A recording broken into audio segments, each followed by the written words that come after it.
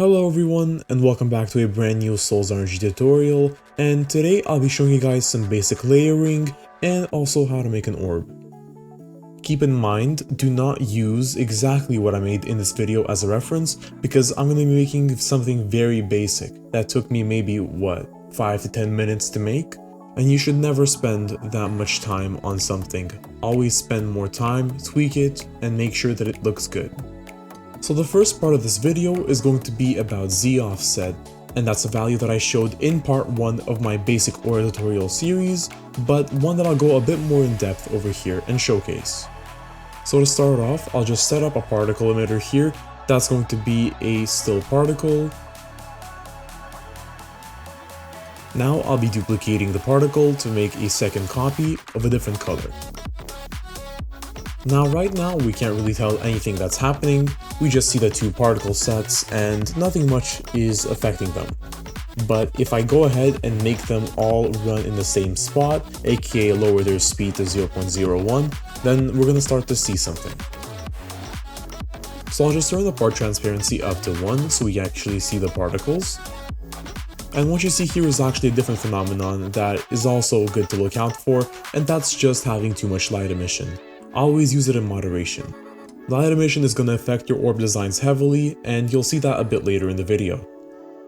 So while I adjust the properties here, I'll just explain what I mean here by layering. So let's say you have two different types of particles that are both in the same spot, and you want to make sure that one of them is over the other and the other is below. To actually do that, you need to use the ZOffset property, which allows you to layer particles either above or below each other by making them a certain amount of studs above or below. Usually, this effect is not used that drastically, and is typically just used in small increments such as 0.001, but sometimes, for added effect, people will move particles either 1 or 2 studs in front, or maybe even behind. So as you can see here, I've set up two different layers of the same particle just to show you what ZOffset does. So here it took me 2 minutes to change two properties, so I'm not going to make you wait and I just cut ahead. One good habit to have is that even if the layering looks good on your screen, always make sure that the ZOffset is set to match that layering, because it might just be through your screen. In different circumstances, it's going to change. So now here, watch what happens if I change the ZOffset to be above the red particle, which I just set to 0.001, and the black particle, which I set to 0.002. So basically, this shows that higher values of ZOffset will always be above other particles with lower ZOffset, as long as they're in the same spot. Now this was just a demo that I did with two particles, but this applies to much larger scales with much more particles. Now to actually make the orb, I'm going to duplicate this part, and I'll remove the particle emitters from it so we start from scratch. So even though the textures I pick here will not be the best, as I picked them on the spot during the recording, the properties that I change will be useful to actually know how to layer and also make an orb look good. Typically, when I start with an orb, I always pick something that can act as the body of the orb. I don't pick the centerpiece first, or the fog that's going to be around the orb. I always pick just one general particle to just influence the direction of the future design.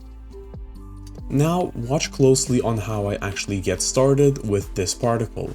The very first thing that I do is slow it down so it stays in one place, because for an orb, you will almost never have a particle that's actually moving. You'll mainly just have a particle that's scaling from a center point. The only exception might be some random debris coming out of the orb. So here I'm going to add a size envelope, which will make it scale from a higher size to a lower size, which is my preference, but you can do it the other way around, or maybe not even make it scale at all.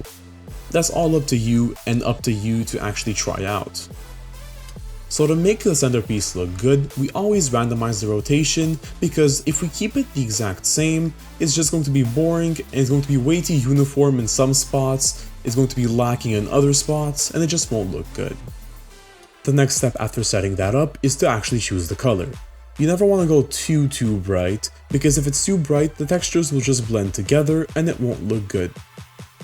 So the actual process for choosing the color might be different depending on how you set up the rest of your properties, because both the size, the emission rate, and also the transparency can affect the way the colors blend together. Here, this is the color that worked for me. Although this looks good as a first layer, you always want to add a second layer to the body just so it looks a little bit fuller. The main way to do that is to actually just duplicate what you made and make it a darker or lighter color. Also, make sure that it's a different size because it will just blend with the first one too much if you don't make it a different size. Once again, I'd like to emphasize the point that you need to really experiment with your particles to find out what looks best. For example, here I try out different colors just so I can find out what's the best second layer for the body of the aura. So here I start off with a darker color, but I end up going to a lighter color at the end. Once you finish actually setting up the color, you will start adding your transparency, size, or maybe even squash envelopes. So for transparency envelopes, you always want to start at 1 and end up at 1 at the end. Everything I've said so far in the last few minutes is pretty important, so if you've missed something or don't understand why I do certain things here, I'd highly suggest to go back. Here I'm just adjusting the color, nothing too special, and I'm going to get back into the particle design in just a second. Now that we designed this, it's time to actually employ the ZOffset and lock in our design. For ZOffset, whatever has the higher value will always be on top of whatever has a lower value. Now that we're done setting up those ZOffsets, I will go ahead and pick a centerpiece for my orb. Usually it would be a star, but some people decide to not have a centerpiece and just have a much more detailed body of the orb. Here I think I'll pick this star, and I'm going to add it to a brand new particle emitter under the same attachment. Here the properties took me a bit long to adjust, so I'll just speed the video over 4 times speed, and if ever you want to, you can slow the video down and see what properties I'm changing. Typically, when it comes to centerpieces, you always want to make it something that stands out from the rest of the particles. Usually this is done by changing the size, the brightness, the shape, or just making it pulse. One more thing, a centerpiece doesn't have to be one particle emitter, it could actually be multiple layered together with the same ZOffset methods. Also, you can adjust the squash, just like here. Usually this makes for a pretty good effect when it's not supposed to be a round orb. Now once the body and the centerpiece of the orb are done, it is time for the subtle details, which is the smoke. You could also call it fog, but in the context of Soul's RNG auras, it's basically the same thing. It's very important to choose a good texture for your fog because sometimes that may make or break the entire orb. The fog in any aura, not just orbs, is often very neglected, and it's actually a very crucial part of making any aura. Here I'm adding a fresh particle emitter just to show you the properties from scratch. Once you paste the texture, you can adjust properties in a very similar way to the other ones, but there will be some differences in the way we make the envelopes and the overall lifetime and emission properties. The fog should always cover basically all of the orb and always be behind the orb. Once you pick the right size, it's time to adjust the properties to make it look just nice overall. Fog never needs to be too visible because we have the center and body of the orb to look at as our main eye catchers. Now, a tip that I actually showed in my top 10 tips video is to keep the color the same, but just change the brightness values, which is exactly what we'll do here.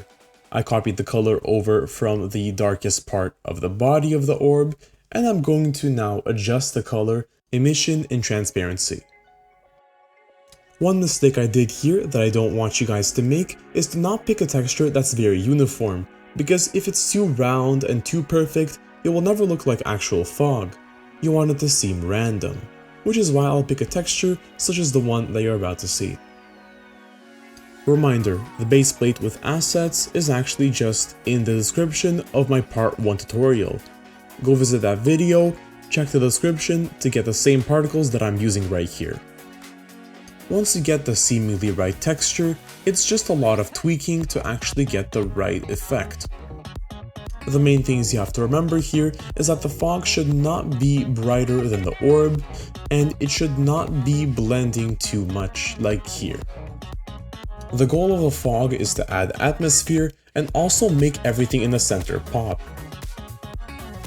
Adding a rotation speed often makes it easier to make it seem random. Here I'm applying the final tweaks to the fog, and right after I do that, we'll just be looking at the difference of the orb with and without the fog, and although subtle, you'll definitely notice it. So this is what it looks like when I disable the fog. If I just wait a little bit here for it to disappear, you will see that now it seems a lot emptier, and the outside of the orb just doesn't look as full. As soon as I enable it back, you're gonna see that the fog is now a lot more prominent.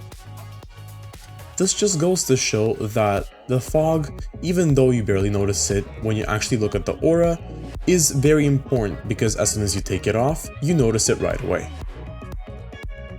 I'll speed through the last few tweaks and just get to the result of the orb. Now that the orb is done, you can see there's slight fog emanating from the middle of the orb, and that's gonna add some extra flair and effect to the rest of your aura. As a final note for this part of layering, just don't forget that this is a big process. I oversimplified it a lot, but you'll need to tweak and choose textures a lot better than I did here. Don't be afraid to make changes to previous particles or add other layers to make them pop more, because if it looks better, it doesn't really matter what you do with them. Thank you for watching, and goodbye.